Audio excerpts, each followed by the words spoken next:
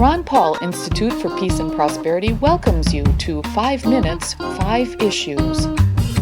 Starting in 5, 4, 3, 2, 1. Hello, I am Adam Dick, a Ron Paul Institute Senior Fellow. Let's start. Issue 1. People are saying Hillary Clinton, who received more votes than Donald Trump on Tuesday, would have won if the popular vote decided United States presidential elections. However, that conclusion does not follow from the election results. In this close presidential race, both candidates' campaigns had little incentive to focus on winning the most votes countrywide, because the rules of the election say victory goes to the candidate who wins in the Electoral College. To win there, state-by-state victories are what matter. Who would have won if the rules said the candidate with the most votes countrywide is elected? There is no way of knowing. It is illogical to assume the votes would have been distributed in that alternative reality the same way they were on Tuesday. Given a different standard for defining victory, the campaigns would have been run differently.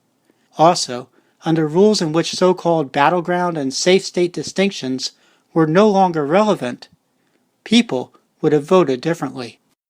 Issue 2. Marcus Weisgerber and Carolyn Hawk reported Tuesday at Defense One that the Obama administration has approved more than twice the value of arms exports as did the George W. Bush administration. The article identifies Saudi Arabia as the number one recipient of the weapons, reaping prospective deals worth more than $115 billion, according to notices announcing the deals that were sent to Congress for approval. Issue 3. On Tuesday, voters approved marijuana legalization in 4 states. In just one state, Arizona, a legalization ballot measure appears to have failed. Also, voters in all 4 states considering medical marijuana ballot measures approved them. Marijuana legalization has now been approved in 8 states, plus the District of Columbia, and medical marijuana in the majority of states. With an increasing majority of Americans supporting marijuana legalization, expect more states to liberalize their marijuana laws. Tuesday's election results are more indication that the war on marijuana is coming to an end. A patchwork quilt of state and local laws is developing for marijuana as it did for alcohol after Prohibition. The new marijuana laws are not perfect, but they are less oppressive than a policy centered on arrests and incarceration. President Barack Obama admitted last week in an interview with Bill Maher that passage of the state marijuana ballot measures on Tuesday would make the U.S. government's law enforcement approach to marijuana not be tenable. We'll see if Donald Trump articulates and acts on a similar conclusion. Issue 4. A ballot measure passed in Maine on Tuesday that will make Maine the first state to implement ranked choice voting for state and national elections. Starting in 2018, Maine voters can rank candidates in an election first, second, and so forth. If no candidate wins a majority among first-choice votes, the candidate in last place is dropped from contention, and voters who picked him first will have their second-choice votes applied to the remaining candidates. If nobody then has a majority, drop the new last-place candidate and apply his voters' next-in-line choices.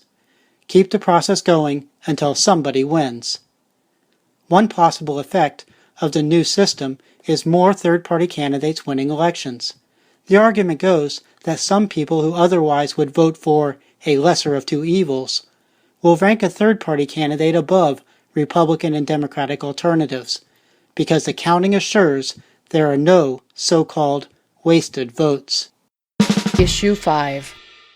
NATO Secretary General Jens Stoltenberg is pushing back against Donald Trump's suggestion that the U.S. might not engage in war to defend NATO nations that do not pay enough for their own defense. Robin Emmett of Reuters quotes Stoltenberg as saying in a Wednesday news conference that all allies have made a solemn commitment to defend each other, and this is something which is absolute and unconditional. That's a wrap. Transcripts of 5 Minutes 5 Issues episodes, including links to related information, are at the Ron Paul Institute blog.